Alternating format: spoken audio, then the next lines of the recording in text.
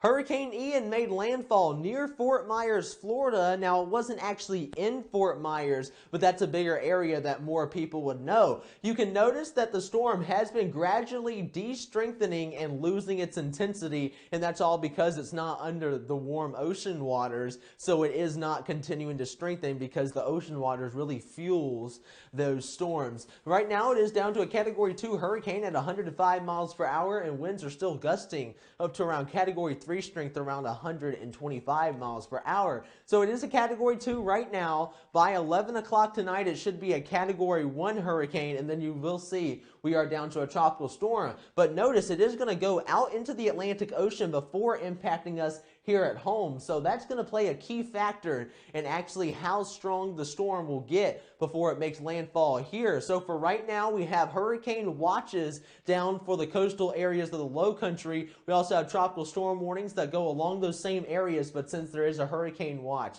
that will override that tropical storm warning. But for now, the tropical storm warning and hurricane watch in effect.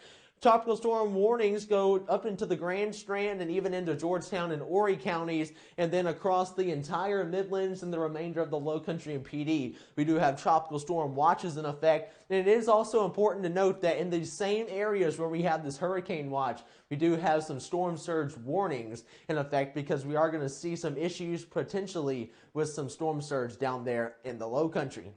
As far as the future radar, tomorrow we could start to see a couple of showers start to develop along the Grand Strand, along the PD, along the Low Country, and even making its way into portions of the Midlands. Now, it's not going to be until late Thursday when the majority of these rain bands start to move in. So late Thursday, around 11 o'clock and even into early Friday morning, that's when the majority of these rain bands are going to start to move in along the coast. Now, we are seeing a couple of showers. I'm only keeping a 20 to 30% chance of rain for tomorrow, just in case a couple of those showers start to develop within those bands. But like I said, it's really not going to be until overnight Thursday and into early Friday morning where the bulk of that activity starts to move in. Now, my radar only goes out until 8 a.m. on Friday, so of course I will continue to keep you updated on the radar. But as of 8 a.m. on Friday morning, that should say Friday morning, not just morning, we are seeing a lot of rain, and even a couple of tornadic activity could not be ruled out, especially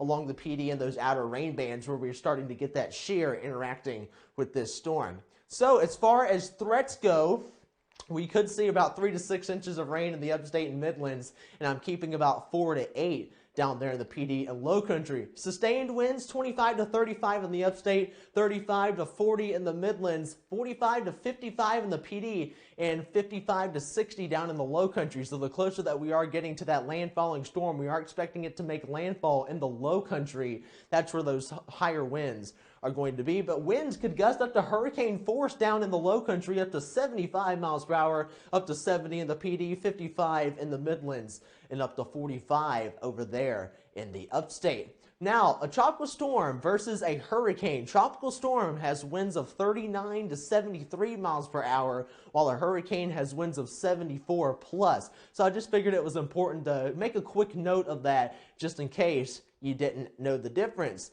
Now, as far as the impacts go, tropical storm force gusts, we are at a level 2 out of 6, level 3 out of 6 in the Midlands, and a 4 out of 6 in the PD and Low Country. As far as flooding, another 2 for the upstate and 3 from the Midlands, PD, and Low Country. And a tornado cannot be ruled out, but it is at the lowest threat at a level 1, and I am bumping it up to a level 1 to maybe 2 down in the PD just because that's where the majority of the tornadic activity will be with those rain bands starting to move in.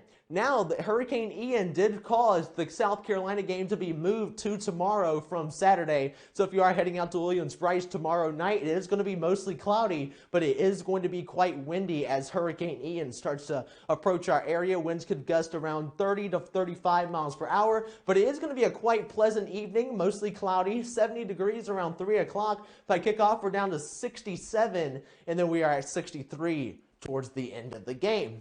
Now your 10-day forecast, it does show those temperatures are going to start to cool off as we head towards your Friday and Saturday, especially in the upstate. And that's all courtesy to a cold front that is helping influence Ian, and that's what actually helped it shove further to the south. But enough on Ian. I've talked about that. This entire video has been about what Ian is about. Let's look further out. Now, towards your Sunday, that low pressure system from the remnants of Ian is going to start to hang around, so we could see a couple of showers from that will start to move out, and we could see a couple of showers for your Monday along the PD and low country just because of some offshore influences, nothing to do with Ian. But looking into the longer run, around 6 to 10 days from now, we are going to start to clear up, and we are going to be more fall-like with temperatures in the 70s. So with Ian and with any other weather system, be sure you keep it here at Will's Weather, and I will be sure to get you through the storm.